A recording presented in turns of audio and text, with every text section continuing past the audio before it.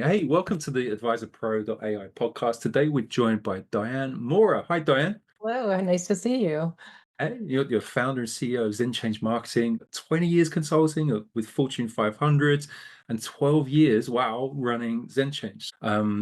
Certainly from our notes, you're known for your leadership in AI-powered marketing now, digital strategy, fractional CMO roles. What's this? You're originally from the UK?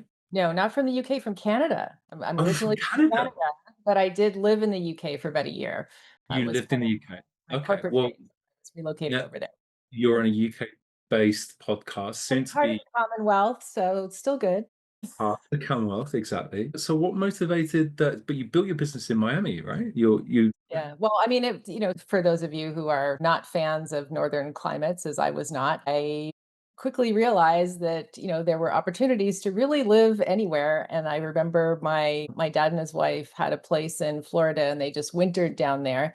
And I was down there on Christmas Day, swimming in the pool in lovely sunshine and thinking to myself, now, tell me again why I have to wait till I retire to do this. And that was the start. I had a friend who I initially made my southern Mm, climb by way of San Francisco. I had a good friend who ended up in a consulting firm, mm. and there was an opportunity for me, and they literally said, "Well, we have projects in New York, New Jersey, and San Francisco. Where would you like to live?" And I was like, "I don't know. So I've never been to San Francisco. It sounds nice. Yeah, It's in the pictures." So off I went.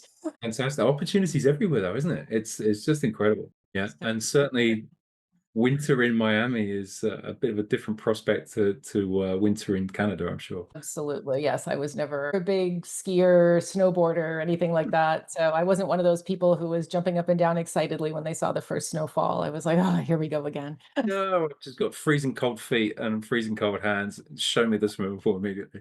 It's not the postcard that you think it is if you haven't lived in. So, hey, look, many of the listeners to this, I'm assuming there are some, Diane, right? Because we're still quite early. I'm hoping, right? I'm hoping they're going to be transitioning out of a full-time gig. Many people are going to be, super senior. They got reached that point in their career where they just think, partly, oh my God, I can't do this anymore. Please help me, save me. And kind of then going to either build a consulting business, build a fractional business, be an advisor. Is that kind of how you started Zen Change? What was the transition for you?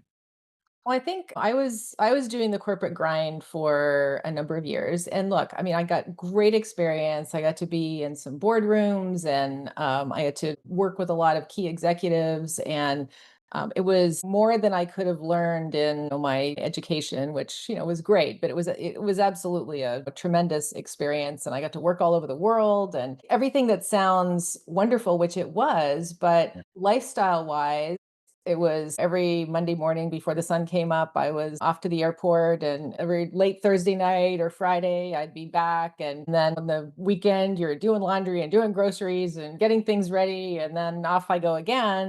And, you do that for a number of years and it does kind of wear on you. And I was fortunate enough when I was in corporate that I had the opportunity to run different business units. So the benefit of running a business unit in corporate is that, first of all, you're doing it on somebody else's money, but you're kind of getting the experience of running a business that can transition externally. And I'm sure you see with your clients that you don't always kind of intellectualize how relevant that experience is, but it really can be. And I'd had the entrepreneurial bug for, I guess, quite some time. And I was thinking back and I thought, if I'm going to make a transition, what do I want to do? Yeah. And back when I was in my undergrad, I had the good fortune of running a little business consultancy as part of the School of Business, and it was overseen by a professor. We had little small business clients who came in, and we would help them with everything from their accounting, their finances, their marketing. I had my little team. I got to go on TV and promote it. And I thought that was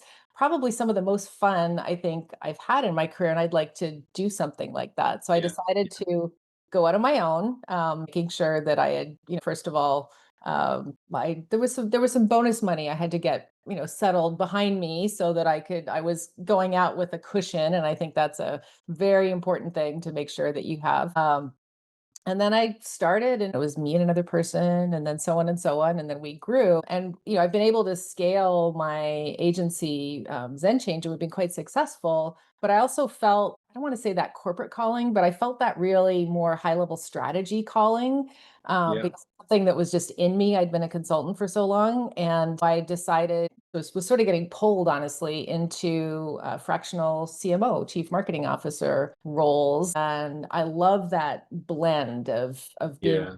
to either work directly with a client team or perhaps with some of the members of my agency or potentially just plugging right into a Mm. business being their marketing department. So that's how I was able to make that transition. I'm not going to say it was easy, but that was the No. story. And that's the thing, isn't it? Like, the people I talk to typically, they look at all the stuff on LinkedIn, all the kind of messaging on YouTube, all these kind of super successful people who've done everything. It's almost like I don't know, the professional sportsman, sports person, the boxer, the this, that. You hear about the really successful ones, but you, to give the boxing analogy, you don't hear about the poor person being punched in the face on a regular basis Right, who right. that's their thing. And put anyone listening, it's not akin to being punched in the face, I promise. But some days we do have to build resilience. We've had that as a previous topic on previous podcasts, like resilience in trying to go, oh my gosh, what is it I'm doing today? How am I going to move the needle today? Both for my clients, but also then building my business as well. So how do you grow your business whilst growing other people's business? I've always leaned in heavily on networking as a foundation, and that's what, whenever I'm working with someone who is launching a business, I always tell them it's marketing growth. It's a balance of time versus money. If you Mm. have the money, you can pay for it. And you don't Mm. need to spend the time. If you don't have the money, you better spend the time because everything needs to be done. When you're starting, you're working, like it's if anyone is under the delusion that you're going to leave and, being an entrepreneur and oh great, now I can coast. I mean, the benefit is that you Yeah. control your time. So it's a different kind of time stress than when you're working for a large corporation who is Mhm. dictating how you spend your time.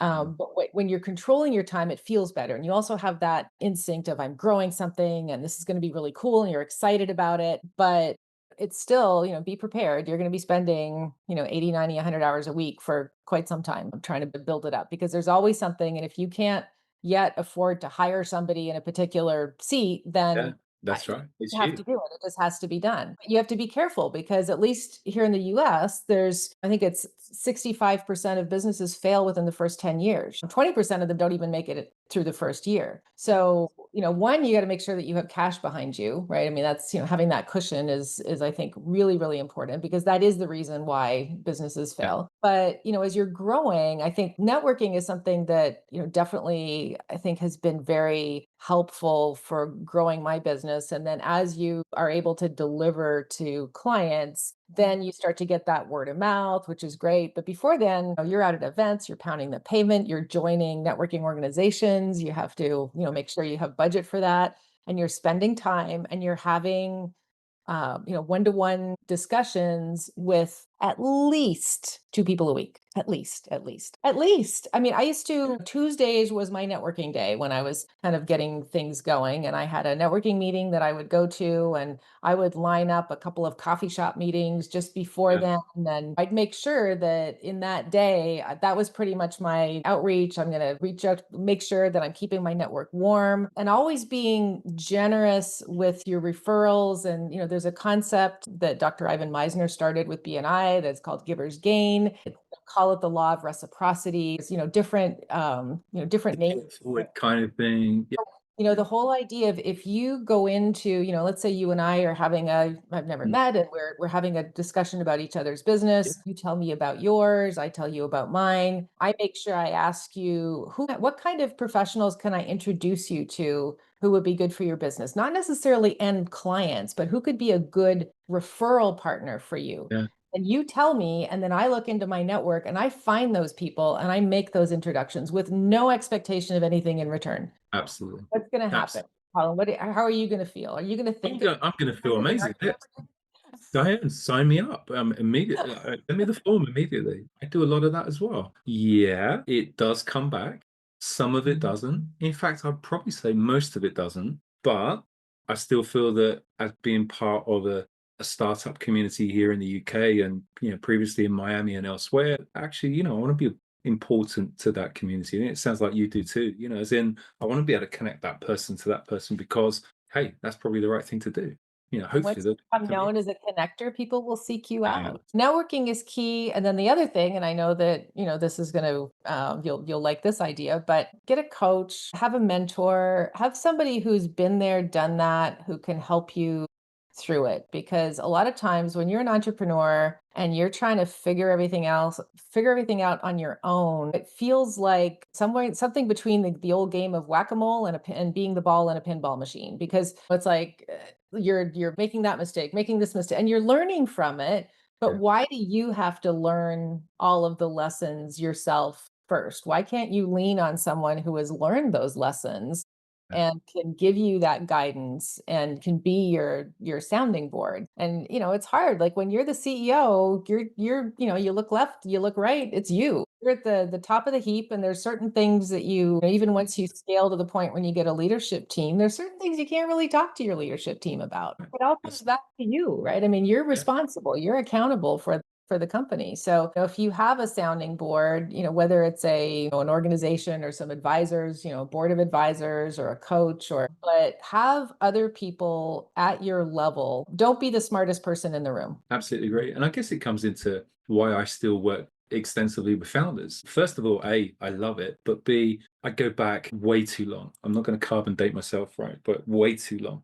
Back to 1997, I had my first business and I had no idea what we were doing. I wasn't a salesperson back then. We were hackers. We're kind of hacking into things. And then we were ethical hackers because news crews turned up. But ultimately, I made every mistake under the sun. I got ripped off by salespeople, by accountants, by lawyers, by cleaners, by staff. Definitely salespeople. I had no idea what a pipeline was. I had no idea what I was meant to be asking these people. Accountable, right? Like person says like, "Oh, it's going great and I'm having these Going great. Trust me. It's okay. measuring them." Wow, it's going great. Oh, that's amazing. Oh, wow, incredible. Thank you. Wow, where's the revenue? Oh, yeah. The guy's on holiday now for 6 months. He's really. Oh, wow, 6 months. Okay, fantastic. And things like that. So I always think back to that very first experience, and now I'm older and more dangerous in terms of I know a lot more stuff. I kind of think I wish I could go back in time. And so many of the founders that I meet are in that exact position, except there's now advice everywhere. And now it's a Mhm. case of picking and choosing what good advice should look like. So that's what I'm trying to do. Now, how do you and I collectively stop that founder just asking ChatGPT?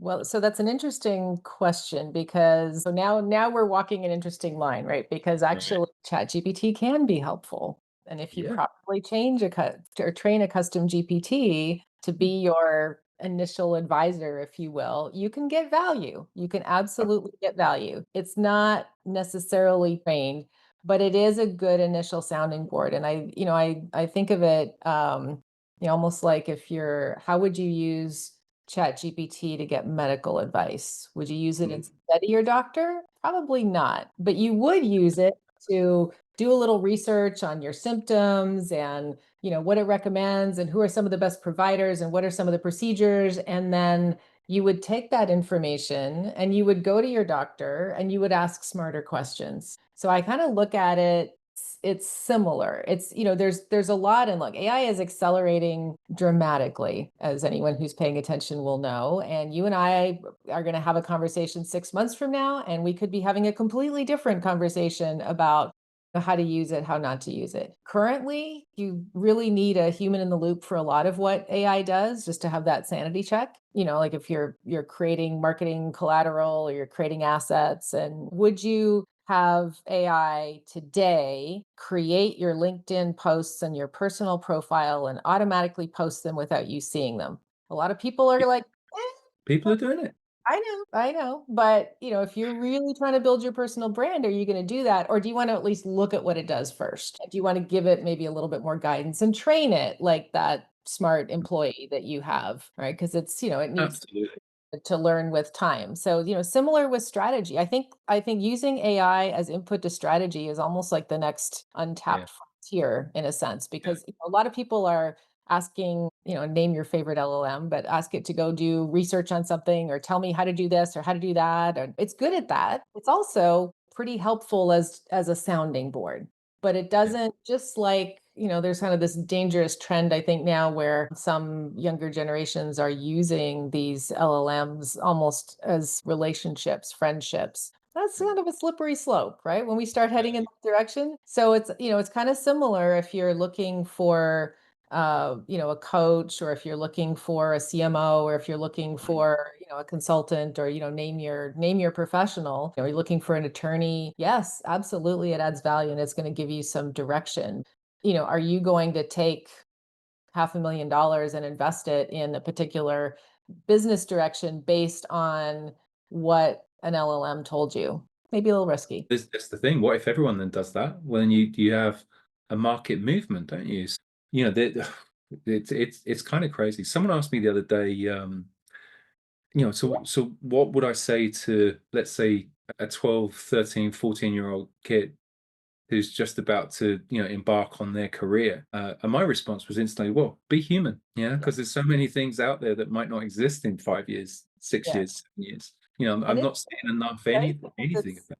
it's Yeah, tough. Like that, that I wouldn't want to be starting my yeah, career, or just starting in college right now, figuring what I wanted to do, because nobody can really tell what the landscape is going to look like. yeah, And if like AI will replace jobs, yeah, absolutely. And so yeah, as you're navigating that, you want it to not replace yours. So, it's also going to create jobs. Just like go back, and you and I were both around when the internet started, and there was this whole, my gosh, the internet, it's going to, it's just going to destroy value yeah. everywhere. And but look at all the careers that the internet Oh, launched. Look at the careers that social media was able to launch that we couldn't have even imagined 20 years ago. So yeah. it's going to be the same thing with AI. We just don't know, what it is. So, how do we make sure that our skills are still relevant? And if you're a senior professional right now and you're looking to go out on your own, you need to understand, how is AI going to disrupt whatever it is that you're thinking of doing? I, Because,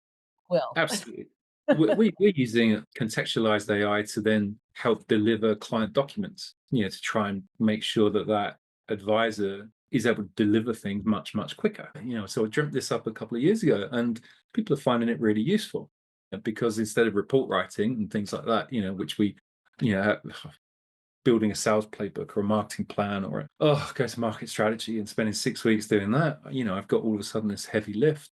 So I think it's some of these real lovely niche cases, depending on what it is that any of us do, and then digging into that, the value there is so huge. I mean, you I think on one of your podcasts, we yet to plug your podcast. So I think you talked about entrepreneur with Diane Moura. Putting I it think out you there. talked about it as a, not a replacement. It's the assistant, isn't it? It's the augmentation. It's surrounding us with additional knowledge, but we still have to be the what did you say? The human in the loop. In the loop. But, not to so that is true, but we also need to be very cognizant of some of the direction with a lot of these AI startups, Yeah. because there will be an AI unicorn. Absolutely. I think within Mm, the next 18 months. And there's going to be one or two guys in their basement with a bunch of AI agents, and they're going to launch a company. If they launch it in your space, you yeah, could be in trouble. exactly. But if they don't launch it in your space, if they launch it someplace else, then maybe that's an opportunity. But keep an eye on that, and absolutely make sure that you understand how your industry is about to be disrupted. Absolutely. Absolutely. That's great. That's great insight. So But when by you're the way, ask AI, ask it. Like, just say, hey, I'm thinking of starting this kind of a yeah. business. How would you apply AI to this? Absolutely. Someone happy.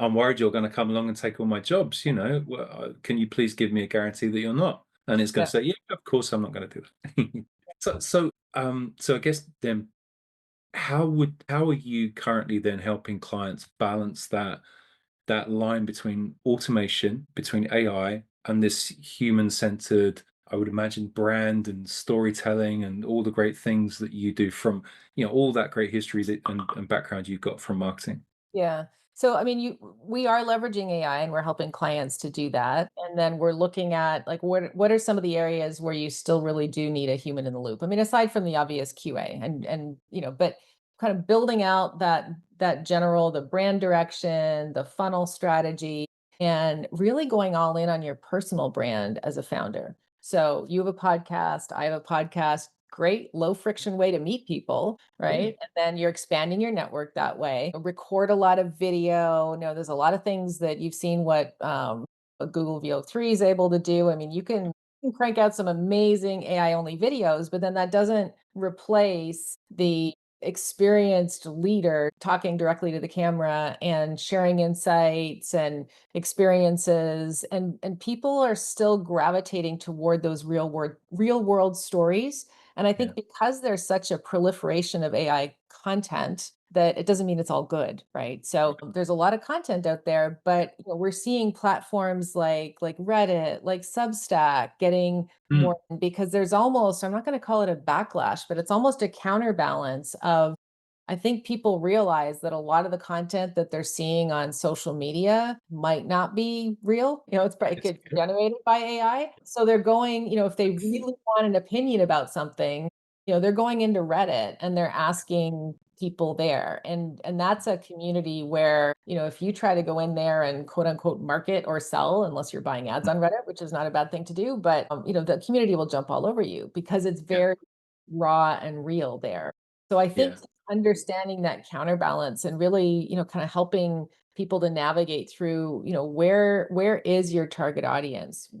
Where are their eyeballs? Because that's where Yeah. you need to be, right? Absolutely, absolutely. No, that's great. That's great. I mean, look, all these insights, it's almost like the voice from the future for some of the new advisors out there. And it's something I can't try and dig into. Hey, I don't have all the answers by any means. I'm trying to coach these people, I'm trying to help them in their journey. I don't know.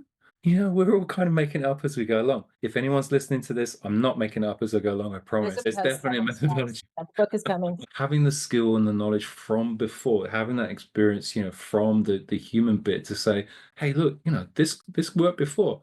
Let's test the hypothesis. Let's put this out there to the universe. Let's try and test it. And if it works, great. And if it doesn't quite work, let's adapt it and change and shift. And I think, like anyone trying to build their business, they just have to, try many different things. You said you were networking, that's part of your marketing strategy, your acquisition strategy, be the person in the room and do all those great things. And then there's everything else, isn't there? There's all these other opportunities as well. Yeah, absolutely. And, pay attention to whatever space that you're considering. Just watch where the attention is going and Mm. watch the kind of conversations that are being had. I mean, one of the trends that, I'm seeing on LinkedIn is, and it really, this is very human, is people are gravitating more towards stories, life lessons, people Yeah. being a lot more raw and real. LinkedIn used to be this almost, I'm not going to say stage, but it was like such a professional platform that it felt like Yeah. we were all wearing three-piece suits. Right. And Yeah.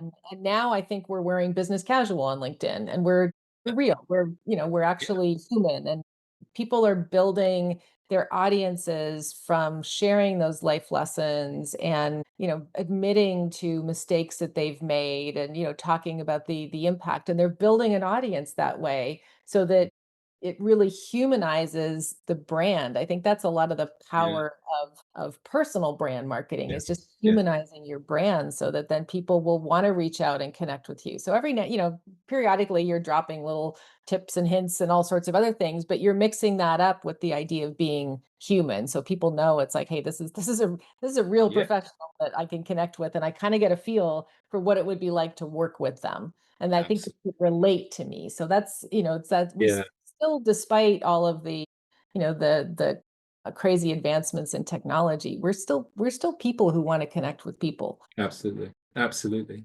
Hey, just as we kind of close this off, from a resilience perspective, you know what it's taken to build your business, and just how hard that is. Sometimes, yeah, I mean, we went back to the not the being punched in the face analogy. Let's not use that again. But in terms of walking forward, when things are getting tough, what's one thing that you've really tried to deploy, over the years, just to kind of keep going, and plowing through? There's the business resilience, which is about cash. And then there's the personal resilience, which is having some people around you who are a true sounding board, who can really help keep you on track, Yeah. and who you can be very raw and real with. And because it's okay, you're going to, as an entrepreneur, as a founder, you're going to have fears, you're going to make Yeah. mistakes. You're going to Yeah. have days where you're like, "Oh my god, what have I done?" to some extent it's making sure that you have that sounding board. And then honestly, it's the weight of responsibility of knowing that I have an entire team who relies on me to, get up the next day and do it. And I mean, Yeah, they got to put food on the table for their families. And if I absolutely. massively screw up, then I'm impacting real lives. And every time I look at them, I'm like, we're moving forward. We're gonna find a way. We've got this crazy roadblock in our way, but we're gonna figure it out and we're gonna get through. So it's just, it's again, it's that human Yeah. feeling of responsibility, I think that really And two of my team have just had a baby, so he's like 2 weeks old, and I'm like, there's oh some my pressure. God. The pressure, the pressure. Hey, look, just a couple of quick questions. I'm always asked this to ask, of guests here. So, any recommendations on great books, like leadership books or anything? It could be fiction. I don't care. What any suggestions? Okay, aside from Harry Potter, you mean? So one of the things that I've done to build my business is there's a book called what the heck is it? It's the EOS book, Entrepreneurial Operating System. I'm Like, just gonna look it up here. That's one that I would definitely recommend is Traction. There we go. I remember it. It's called Traction by Gino Wickman. And it's basically a system. And there's a number of different systems. Talk to 10 different people, there'll be 10 different systems. So it's just kind of an idea, but it's a structure to help build your business. And so that's a book that I definitely would recommend any founder to pick that up. Yeah, I think that's one of my favorites. so, as marketing guru, one marketing tool you can't live without. These days, honestly, ChatGPT. I think the benefit is honestly that we're able to deliver a lot more for our clients by using. Yes. And I mean, it's like, it's not just ChatGPT, but it's other AI tools. There's a tool called MindPal that we're using for workflow. When you can kind of automate having that human in the loop. I Huge. love Gemini, deep research for, researching potential client markets. So yeah, I think, if rather than an individual tool, if I could say AI, I think that would be my answer. Excellent. And so look, I'm gonna plug zenchange.com, zenchange.com. Did I say that? Zenchange.com enough? And look, Diane, thank you so much and really, really appreciate. So yeah, look, if you've got any final thoughts, please. Final chance, I would say, it's kind of like when you're an entrepreneur, you're going to feel a little bit like the Energizer Bunny. If you know that commercial, is you just keep going and going and going and like don't give up, keep trying different things. You will make it. I think if you have the right fire in the belly, you will be successful. You'll find a way. Awesome. Thank you, Diane. Really appreciate it. Pleasure. Great being here.